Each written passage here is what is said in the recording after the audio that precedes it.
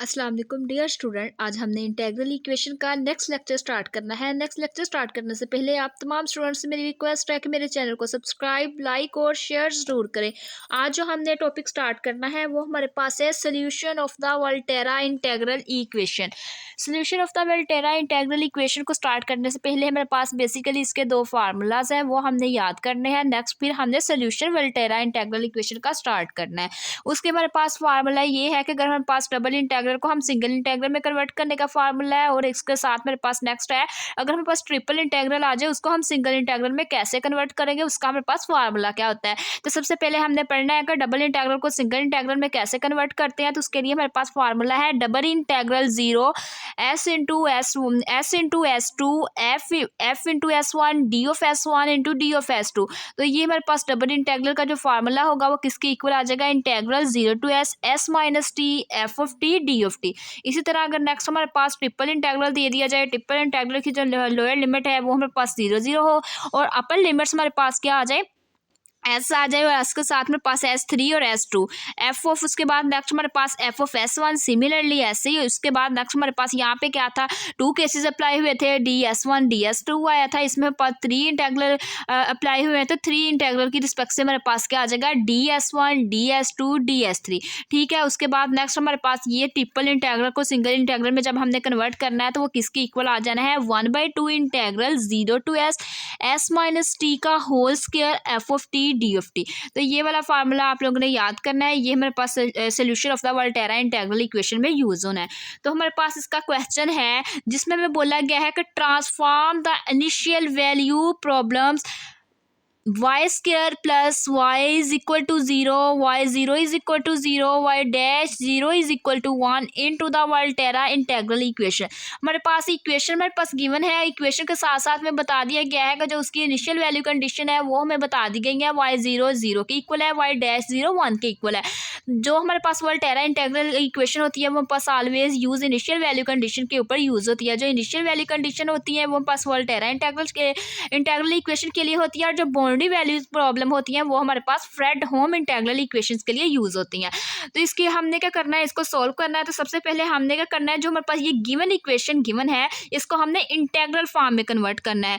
इसको हमने क्या करना है, इसको डिफरेंशियल इक्वेशन फॉर्म बनाना है। इंटीग्रल इक्वेशन की फॉर्म में गिवन है तो हमारे पास इसका सोल्यूशन क्या आ जाएगा, the given differential equation is, जो हमारे पास गिवन डिफरेंशियल इक्वेशन है इन द फॉर्म ऑफ, इसको हमने एस लिख देना है।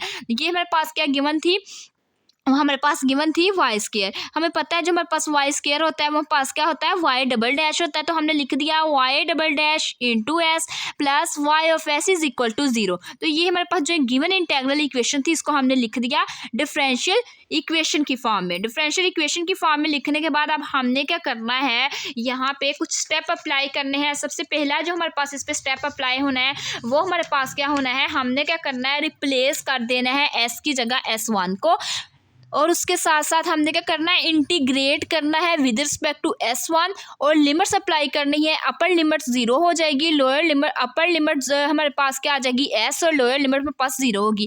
रिप्लेस S1 को S को करना है S1 के साथ, इंटीग्रेट करना है विद रिस्पेक्ट टू S1 और लिमिट्स अप्लाई करवा देनी है 0 to S। तो हमने क्या कर दिया, इंटीग्रल अप्लाई करवा दिया 0 to S को कन्वर्ट कर दिया S1 के अंदर, और साथ हमारे पास क्या आ गया, इंटीग्रेशन हमने किसके रिस्पेक्ट से करनी है, D ऑफ S1 की रिस्पेक्ट से करनी है। उसके बाद नेक्स्ट हमने देखा कि ये हमारे पास क्या है, डबल इंटीग्रल है। इंटीग्रेशन हमारे पास क्या होती है, अगर हमारे पास कोई डेरिवेटिव हमारे पास डबल फॉर्म में आ रहा हो तो वो डेरिवेटिव हमारे पास क्या कर देता है, उसकी एक पावर इंटीग्रल के साथ खत्म हो जाएगी। जब एक पावर इंटीग्रल के साथ खत्म हो जाएगी, इसकी दो पावर थी, एक पावर हमारे पास खत्म होगी इंटीग्रल के साथ, बाकी हमारे पास एक हमारे पास जो है एक पावर बचेगी, और साथ उसकी हमारे पास लिमिट्स आ गई 0 to S प्लस। उसके बाद ये हमारे पास क्या आ जाएगा, ये वैसे आ जाएगा। कोई चीज़ हमारे पास कॉन्स्टेंट हो वो हमारे पास क्या होती है, उसके साथ इंटीग्रल के साथ आ रही हो तो वो हमारे पास वैसे ही इक्वेशन के अंदर आ जाती है। तो ये हमारे पास सारी टर्म वैसे ही आ जाएगी। उसके बाद नेक्स्ट हमारे पास क्या है, अब हमने क्या करना है, पहले अपर लिमिट अप्लाई करवा देनी है माइनस, फिर हमने लोअर लिमिट अप्लाई करवा देनी है। अपर लिमिट हमारे पास क्या है, S है। हमने क्या करना है, जिधर जिधर S1 है उसकी जगह हमने क्या पुट कर देना है, S पुट कर देना है।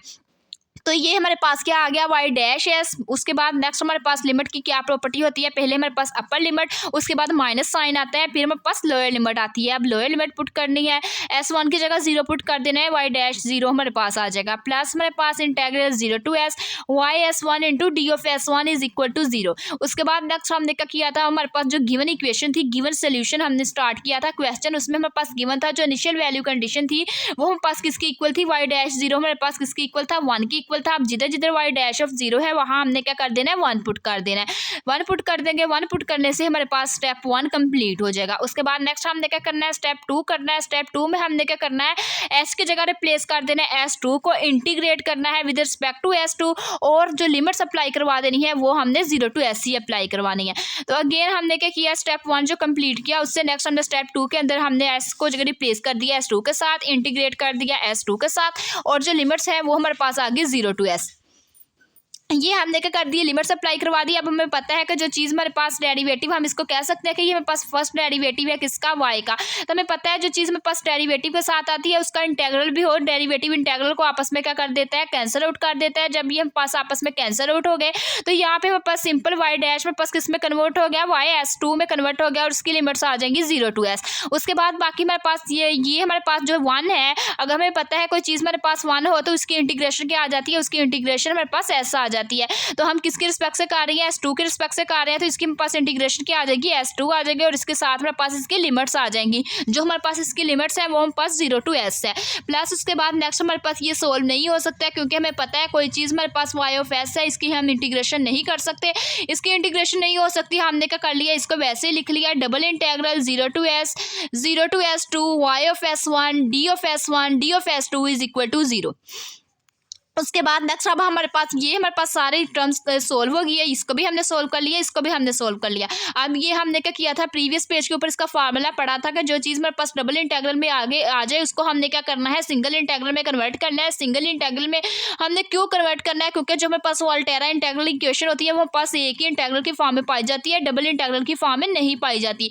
इस वजह से हमने क्या करना है, अपने डबल इंटेग्रल को सिंगल इंटेग्रल के अंदर कन्वर्ट करना है। तो इसके लिए हमने क्या किया, ये हमने फार्मूले का यहाँ पे रेफरेंस दिया, double integral 0 to S2 y of S1 d of S1 into D of S2 equal हमारे पास किसके आ जाएगा, integral 0 to S minus T f of t d of t। अब ये हमारे पास जो डबल इंटेग्रल वाला ये सारी इक्वेशन है, इसके अंदर हम क्या पुट कर देंगे, integral 0 to S minus T S minus T y of t d of t, ये हम क्या कर देंगे, पुट कर देंगे। उसके साथ साथ हम क्या कर देंगे, ये बाकी जो हमारे पास इक्वेशन है उसके अंदर हम अपनी लिमिट्स अप्लाई करवा देंगे। पहले हमारे पास अपर लिमिट आ जाएगी माइनस लोअर लिमिट आ जाएगी। S2 की जगह हमने क्या कर दिया, S लिख दिया, तो ये हमारे पास आ गया y ऑफ S माइनस, अब हम क्या करेंगे, S2 की जगह 0 अप्लाई करवा देंगे तो वो हमारे पास आ जाएगा y ऑफ 0। उसके बाद नेक्स्ट हमारे पास माइनस है, S2 की जगह हम क्या कर देंगे, कन्वर्ट S2 में पुट कर देंगे S, तो वो हमारे पास सिंपली S आ जाएगा, माइनस हमारे पास S2 में 0 करेंगे तो वो 0 आ जाएगा, वो हमने लिखा ही नहीं। उसके बाद नेक्स्ट हमारे पास आ गया प्लस, ये हमारे पास डबल इंटेग्रल सिंगल इंटेग्रल में जो कन्वर्ट हुआ था वो हमारे पास आ गई terms integral 0 to S minus T y of t d of t is equal to 0। उसके बाद नेक्स्ट हमने ये भी इनिशियल वैल्यू कंडीशन हमारे पास गिवन क्वेश्चन के अंदर गिवन थी, वो हमारे पास क्या था, y ऑफ 0 किसकी इक्वल था, 0 की इक्वल था। आप जिधर जिधर y ऑफ 0 है हमने क्या कर देना है, वहाँ पे 0 पुट कर देना है। तो यहाँ पे हमने क्या कर दिया, 0 पुट कर दिया। 0 पुट करने से ये हमारे पास सारी टर्म्स क्या आ गई, y of S minus S integral 0 to S minus T y of t d of t is equal to 0। उसके बाद नेक्स्ट हमारे पास जो इक्वेशन होती है वो हमने क्या करना होता है, y ऑफ S को हमने एक साइड पे रख लेना होता है, बाकी सारी टर्म हमने दूसरी साइड पे ले जानी होती है। हमने क्या किया, y ऑफ S को लेफ्ट हैंड साइड पे रख लिया, बाकी सारी टर्म्स राइट हैंड साइड पे ले गए, तो वो हमारे पास क्या आ गई, y of S is equal to S plus integral 0 to S, और ये हमारे पास क्या आना था, नेगेटिव साइन आया यहाँ पे, और साथ हमारे पास क्या आना था, S minus T y of t d of t। अब हमने क्या करना था, जो हमारे पास वोल्टेरा इंटेग्रल इक्वेशन होती है वो हमारे पास यहाँ पे उसका क्या साइन आता है, पॉजिटिव साइन आता है। हमें पता है कि पॉजिटिव साइन हमने बनाना है, तो हमने क्या किया, इसमें यहाँ पे हमने पॉजिटिव साइन बनवा दिया, अंदर हमने क्या कर दिया, इसकी जो टर्म्स थी उसको हमने रिप्लेस कर दिया। मीन जो t था उसको हमने क्या, माइनस t था उसको प्लस t बना दिया, जो प्लस s था उसको माइनस s बना दिया। तो ये हमारे पास फाइनली इक्वेशन आ गई, y of S is equal to S plus integral 0 to S t minus S y of t d of t which is the required Volterra integral equation. ये हमारे पास Volterra integral equation आ गई है। ये थी आज की हमारी solution of the Volterra integral equation की वीडियो। अगर आप लोगों को मेरा आज का वीडियो लेक्चर पसंद आए तो मेरे चैनल को सब्सक्राइब, लाइक और शेयर जरूर करें। Thanks for watching. अल्लाह हाफिज़।